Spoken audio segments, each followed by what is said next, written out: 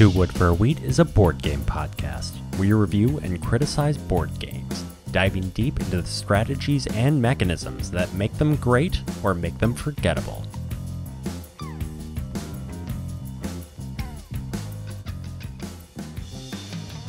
Welcome to Two Wood for a Wheat. On today's episode, a retro review of Rococo, a wondrous Euro game of elegant dresses, fancy dances, and breakneck racing. Brought to you by Matthias Kramer, Stefan Maltz, and Louis Maltz. How are you?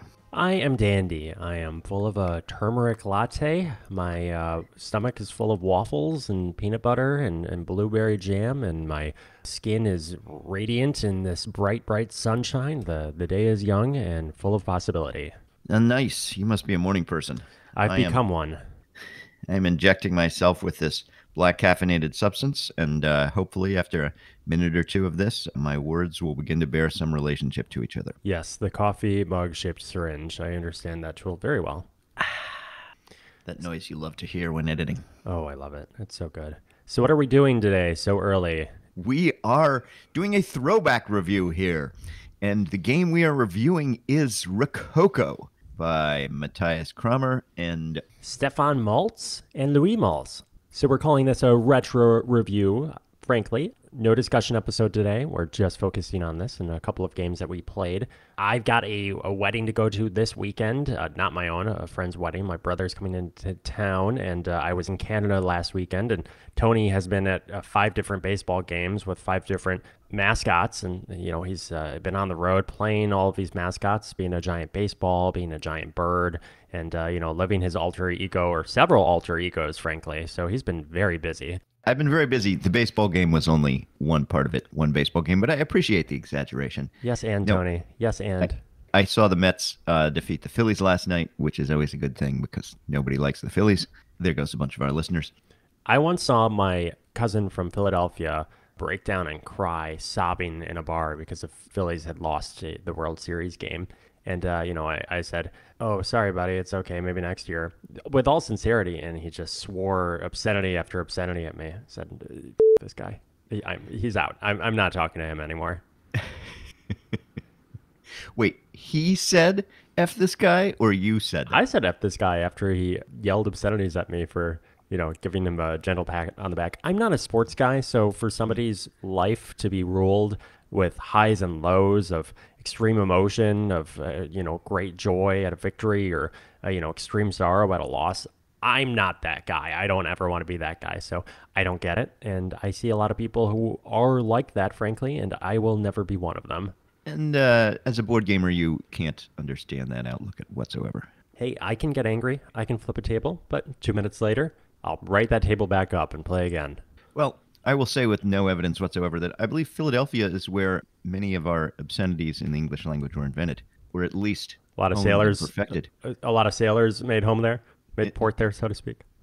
Well, yeah.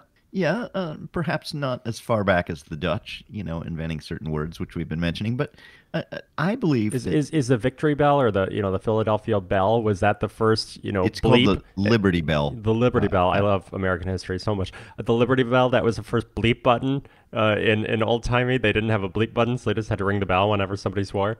Spend some time in Philadelphia, or at least Philadelphians, and you'll come to agree with me on this. I dated a girl from Philadelphia for a bit. She was nice. She did not swear that often, though.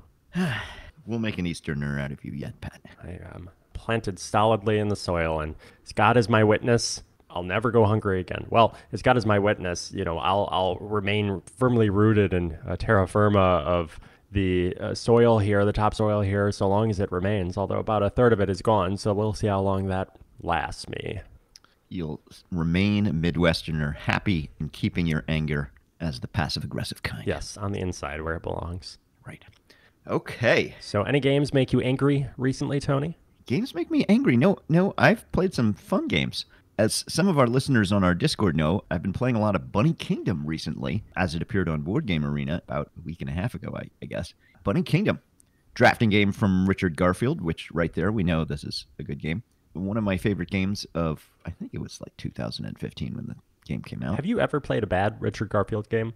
Yes, I have. Was it Carnival of Monsters? Or was that Alexander Pfister? I know there was a Richard Garfield version then in Alex Now, Pfister. Carnival of Monsters was also a fun drafting game, if a bit random. No, the bad Richard Garfield game I played goes by King of Tokyo. Right. Yep. We don't have to go back into that again. We don't have to fight this battle again. No. But no, Bunny Kingdom is thematically and mechanically a delight. It's a pure drafting game in that the only actions you take are drafting 2 cards each round over 4 rounds, and then you score up a bunch of points.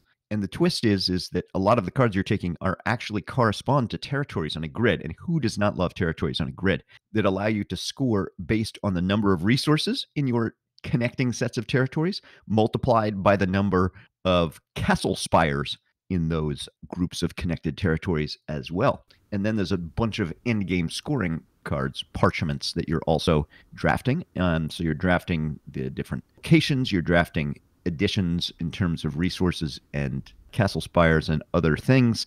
You're drafting those parchments, and then you add it all up. And the biggest complaint people often had about this game was doing all the math. I mean, counting up all those castle spires and seeing how many resources actually were. It's a little in each easy group. to cheat as everybody, does their own math on their table and says, well, I got 100 points and I got 150 because you do it 4 times. I'm not really worried about my group cheating, but it's easy to make even accidental mistakes, and it takes a while to add up. And now on Board Game Arena, it just does all that for you. Right.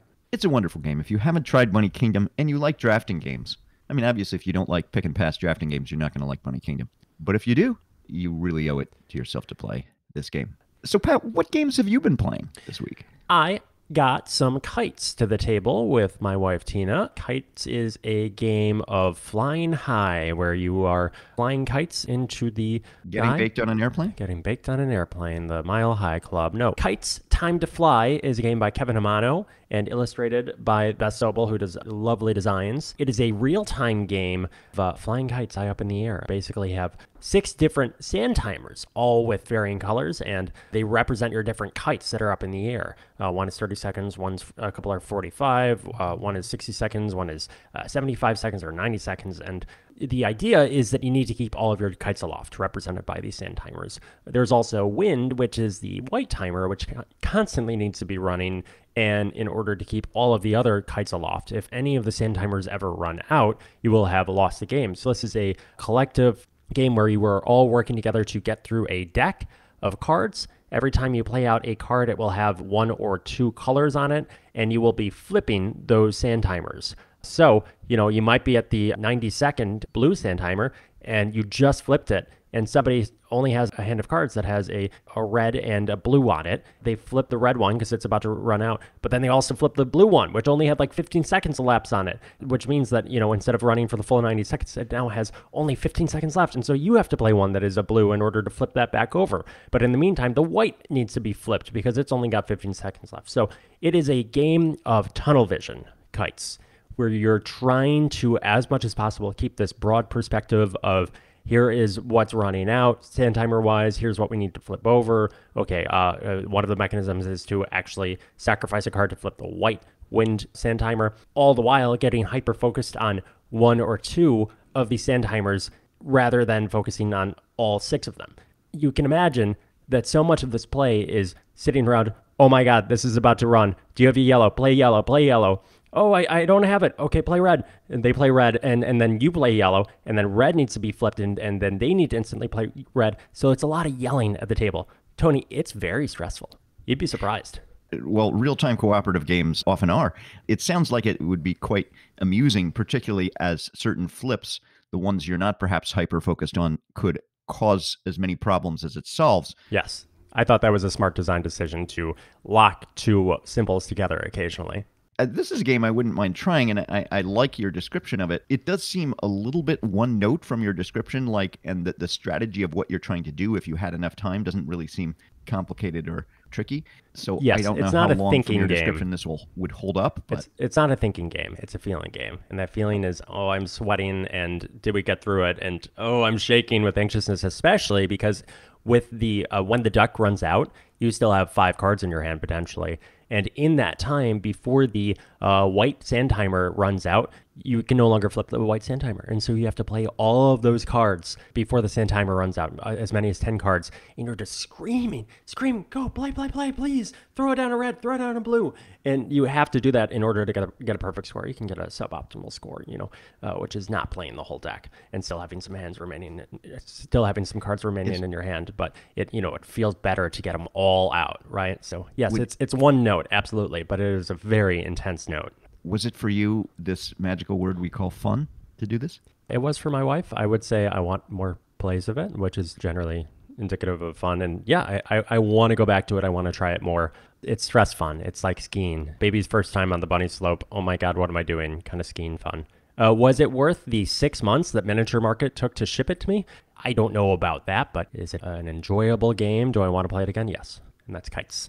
This seems like it would be a fun game to play at a convention. Yes, convention game, or potentially a good game to bring out to game night with the kids. That was my awkward transition, by the way, to say I'm definitely coming to Gen Con this year, and so is Big John and your favorite person, Jordan. Listeners, if you're coming to Gen Con this year, meet us, play games. Let us know in the Discord. Oh, you should get a shirt that says 2 wood for a weed on it, and a hat, that lovely, lovely blue.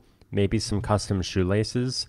A fanny pack with 2 wood for a weed on it. I was shopping last night for a new belt at this off-label or cheap luxury brand website. That ends up being like a reasonably priced object, except for some of the ultra luxury brands on there are still absolutely absurd prices. So I saw a Burberry fanny pack that was vinyl or nylon or whatever, super cheap, but it said Burberry on it.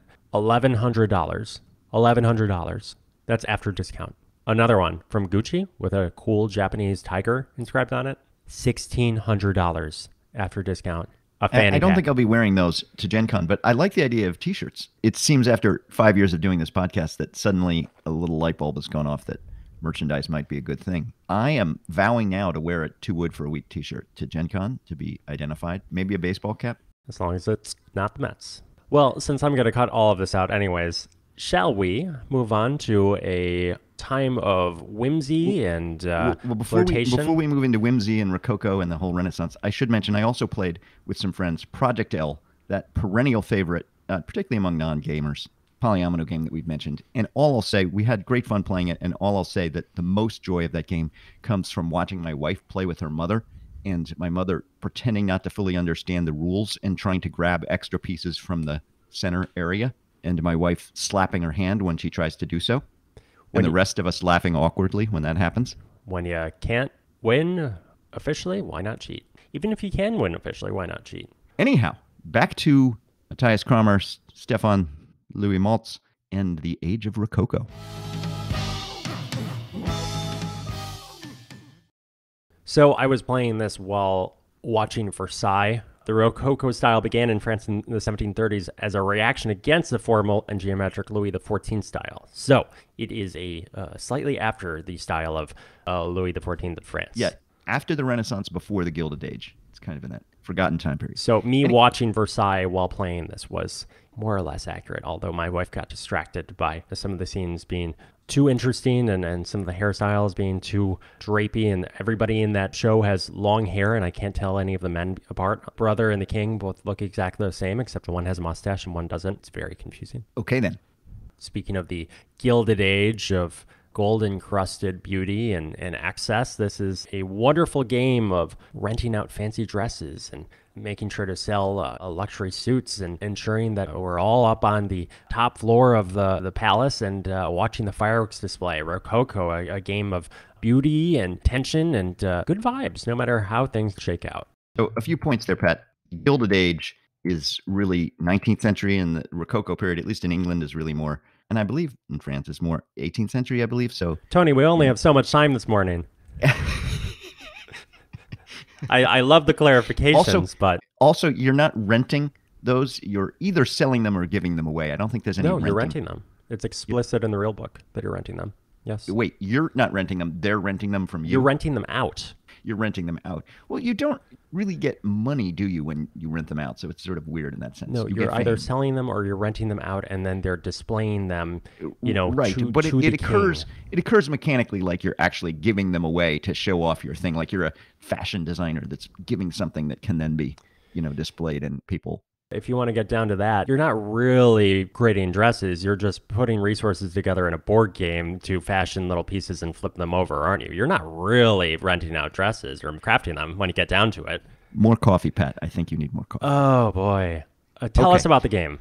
And by the way, spoiler alert, this is not like a what are we going to think of this game? No, we're choosing this game for a retro review because we love it. So let's Yes, just this take is all the tension out hey, of it we right love there. this game. Let's talk about how much we love this game. So, in Rococo, this game is a Euro game that takes place over 7 rounds. And in each round, you will play 3 cards from your hand in deck builder fashion, except you don't draw them at random. You actually pick 3 cards from your hand. And every time you play a card, you take an action. And the action could be something like getting a new card, it could be getting materials to make dresses, it could be actually making a dress, and either then, as we've discussed ad nauseum, selling that dress for money or having it displayed at this wonderful party, which takes place, I guess, at the end of the game. Or it could be buying a decoration of some kind, which will produce points or income or something. And you have 3 kinds of cards. You've got these masters, you've got these journeyman cards, and then you've got these apprentice cards. And certain actions can only be taken by masters. Hold And on, hold on. I hear a phone. sorry, that was just. We're turning the phone off. 5 years, Oh, Tony.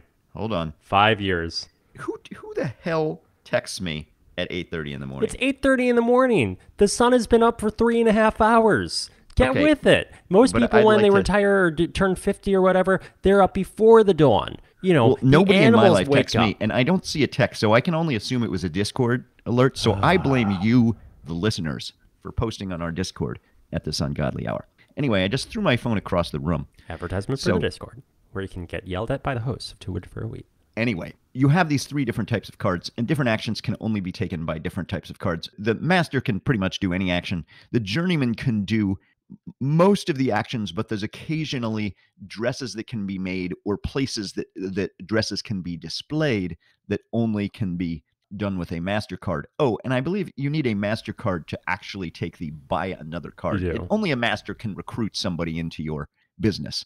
And if you get a MasterCard, it comes into your hand so you can take another action in that round. Like many Euro games, you're accumulating resources to produce the thing that are worth points. In this case, you're accumulating materials of different colors and silk and thread and lace and such to make these dresses. But when you make the dresses, again, you have this decision to make about whether you get money for them. And money is important because it's needed to buy cards or buy these decorations, which are also important in the game.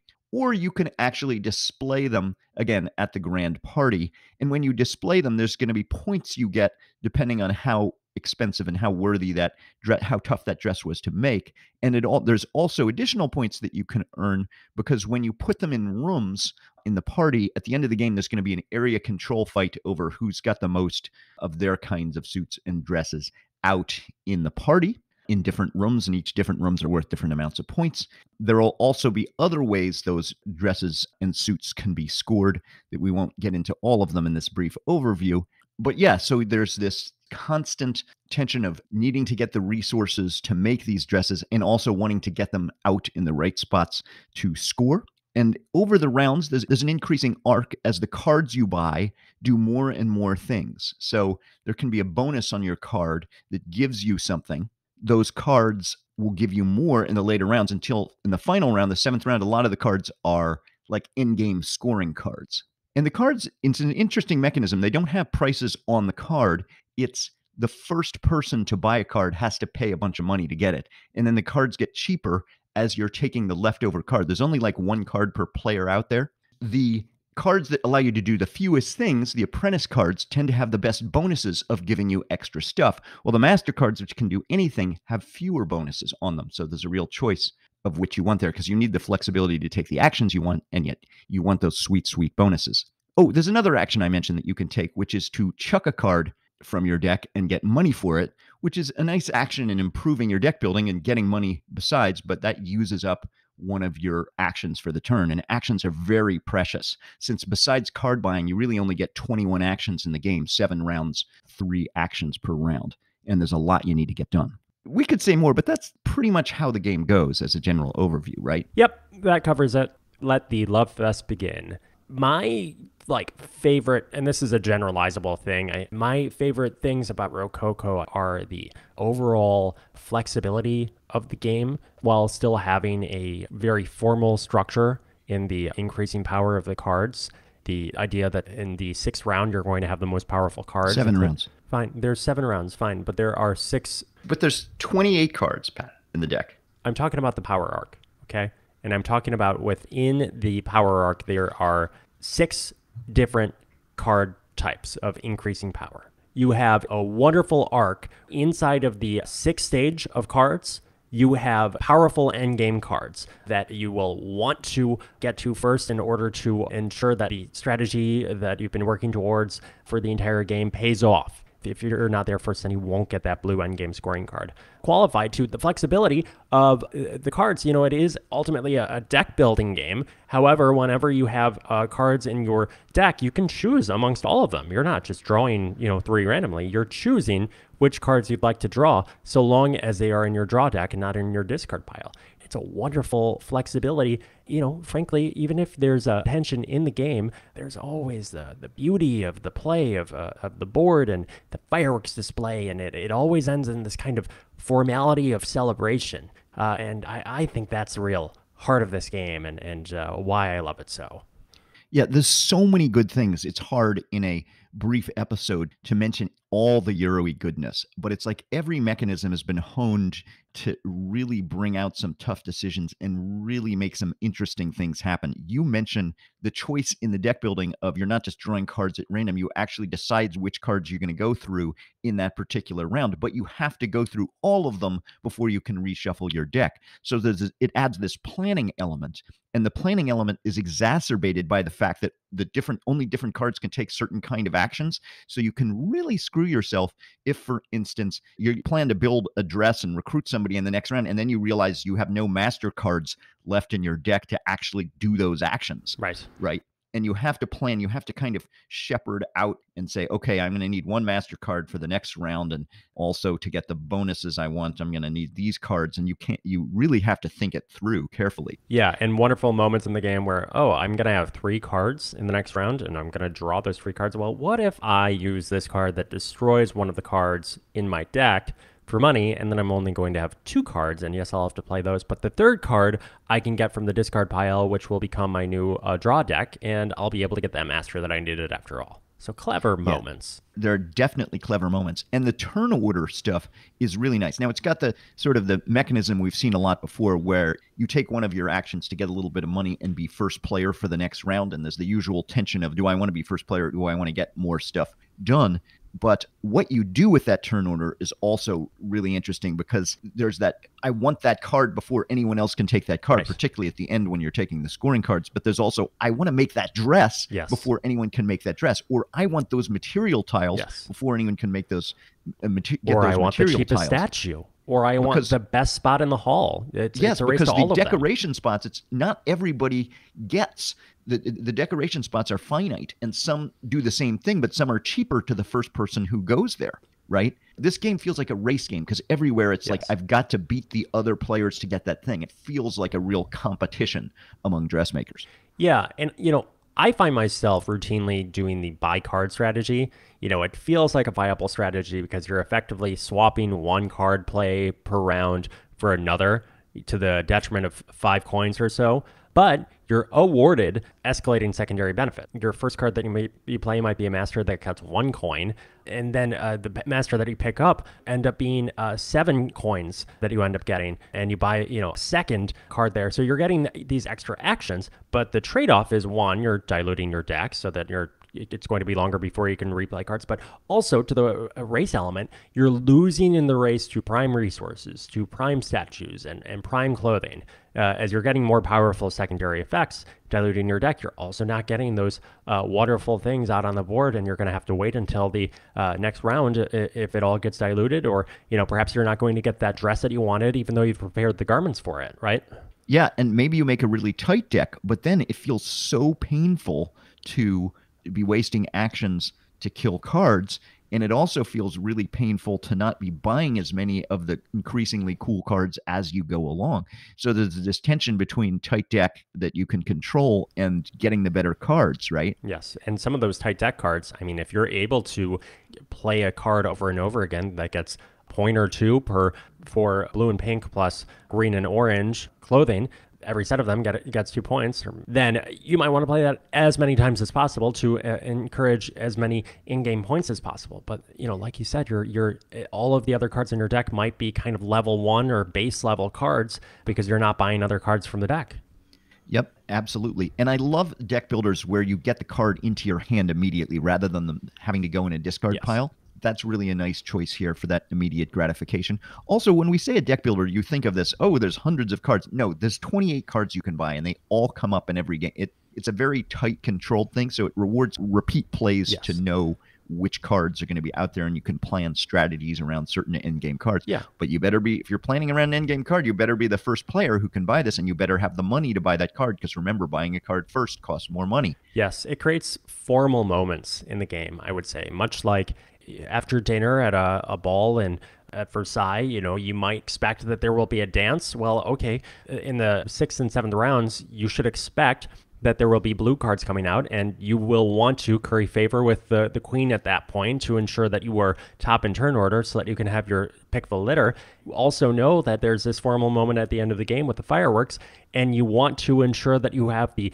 top tier customers with the best badass robes out there, badass threads. Their duds are styling, they're 5 points. You want to make sure that they're in the 3 times bonus spot, the best, parapet on the top of the palace to watch that firework display, and everybody sees them, shining in the lights of vibrant blues, greens, and yellows in the sky, and threads are matching. Yeah, and one of the best ways to score for your suits and dresses you're making is to buy these fireworks spaces. And thematically, it's great. The people at the party go out to watch the fireworks, and then your dress or suit gets really shown off, right? So everywhere you go, there's these tough trade-off decisions. I love the base trade-off decision of when you make a dress, either putting it in the room for display or getting that sweet money that you need to get things done, like buying cards and buying decorations. The selling the dress for cash, which you tend to do more early in the game, or putting it on display. And the display spots are limited, right? So you may want area control over those rooms. So you want to get in those display spots. And some of the display spots give you free stuff and resources. So you want to be first into those spots. And some of them are tiebreakers. Often require a master to play them out there. But wait, you need that master to buy that card you need at the same time, right? Yeah. And that dress that you want to make,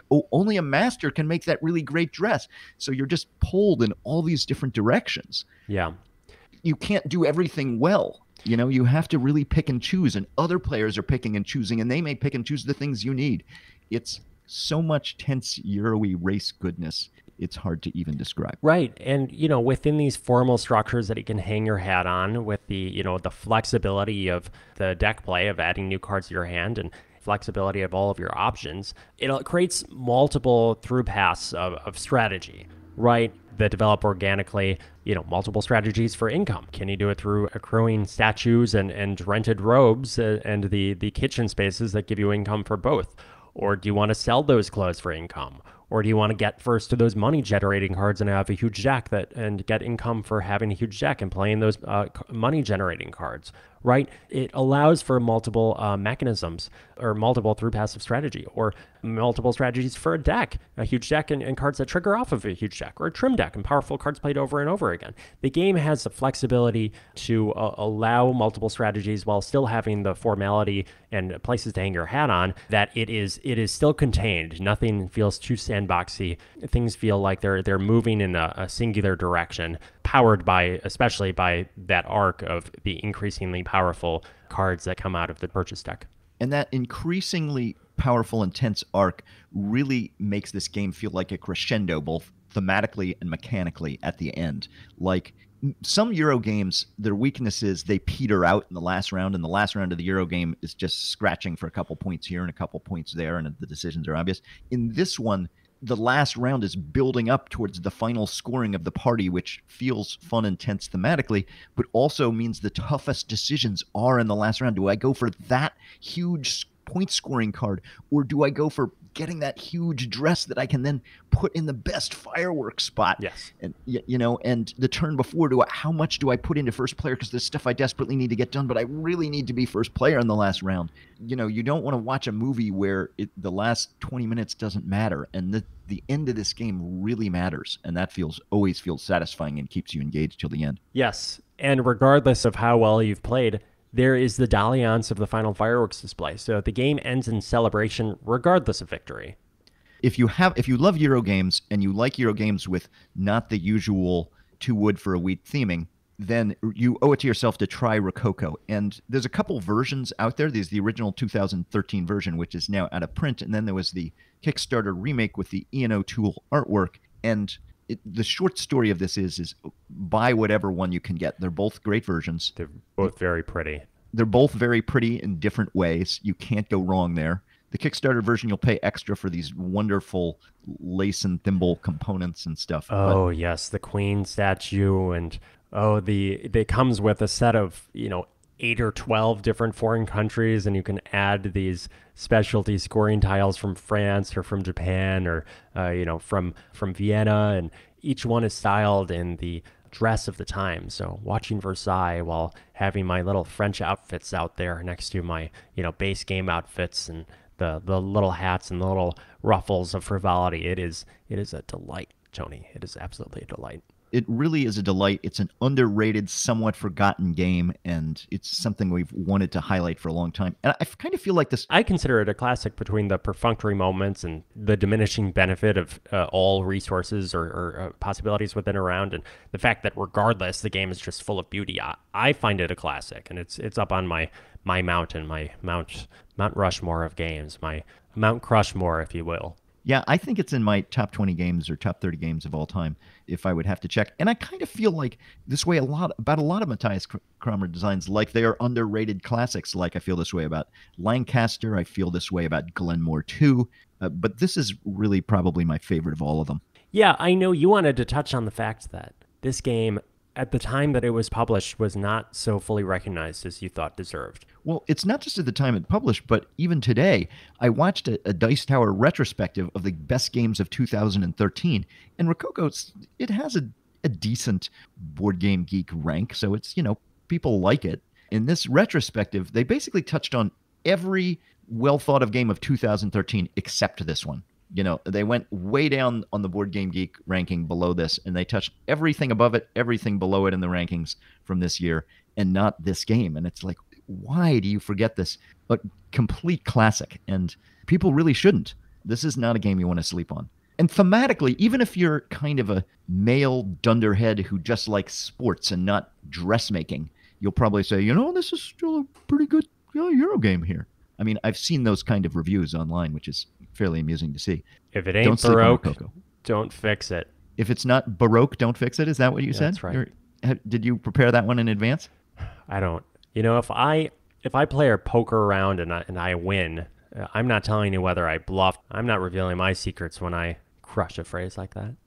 So that is our love letter to Rococo by Matthias Kramer, Louis Maltz, and Stefan Maltz. Well, thank you for listening to Two Wood for a Wheat. Hey, write us some reviews. We haven't seen a new review in a while. I think the last one that we got was by some jerk who thought that Tony and Mitch were ascribing Nazism to Donald Trump. So we'd love to perhaps flood in the Apple Podcast reviews with something sensible and with some 5-star reviews that come from real fans and not people who mishear statements. So also, please check out our Discord. We'd love to hear from you. We love to talk to you. We promise we won't pick fun at you too much or lambaste you on our Discord, more than is playful, of course.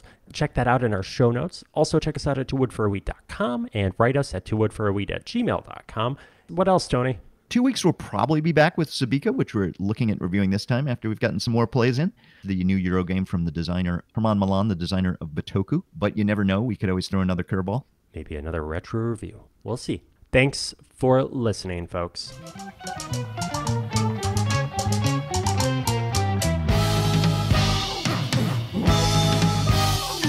Two Wood for a Wheat is recorded across the airwaves. in Bear Creek, Pennsylvania, and Chicago, Illinois, were produced by Tony Faber and edited by Patrick Flannery. Follow us on Instagram at TWFAW and find more episodes and blog posts at twowoodforawheat.com. Yeah, my wife loves my miserliness and my asociality. She thinks it's one of my best traits. Exactly. A couple points that I think are incorrect there. One is that it's pronounced fife and not fife. I think fife is the instrument you play with the drum, the fife and drum. That's spelled F-I-F-E. Fife is spelled F-I-E-F. That's what I was talking about. The drum instrument. Is that not the theme of this game? I thought it was no drumming in Bunny band. Kingdom. Okay. Yeah, that's the sort of thing that's only exasperated by async on BGA. They really should have a notes function on BGA where you can jot down little notes for yourself in between plays. While I'm being the grammar Nazi this morning, exacerbated, not exasperated. What did I say? I think you said exasperated, but maybe it's just my hearing isn't working before my coffee sets in. I mean, exasperated is a word, Tony. It is. It does not mean exacerbated, but maybe I just misheard what you said. Okay. And I'm assuming that you're going to ignorantly mispronounce words at this point. You should assume that I'm going to edit you out of the episode. One person episode. Patrick all the way. Send me a photo too if you want that. Yeah. I might wear a wig and put myself in the photo. Yeah. We'll take a photo of Rococo with a slightly blurry, out of focus sex scene from Versailles and hope folks just don't notice.